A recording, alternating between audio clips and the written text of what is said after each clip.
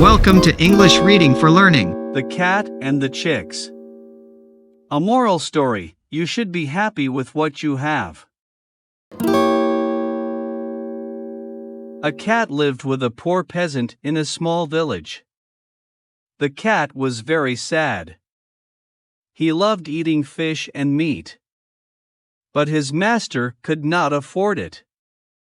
Every day he would give him the same food.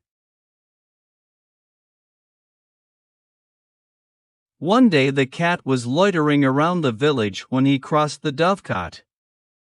In the dovecot, a few eggs had recently hatched and the chicks roamed around. The cat thought, these chicks would be so tasty to eat.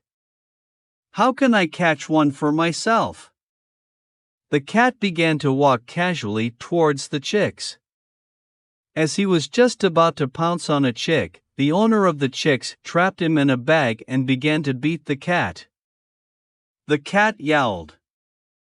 The cat's master saw this and cried, "If only you were satisfied with the food I give you, you would not have got a beating today." Thanks for watching and listening. Please click like and subscribe for new and latest uploads.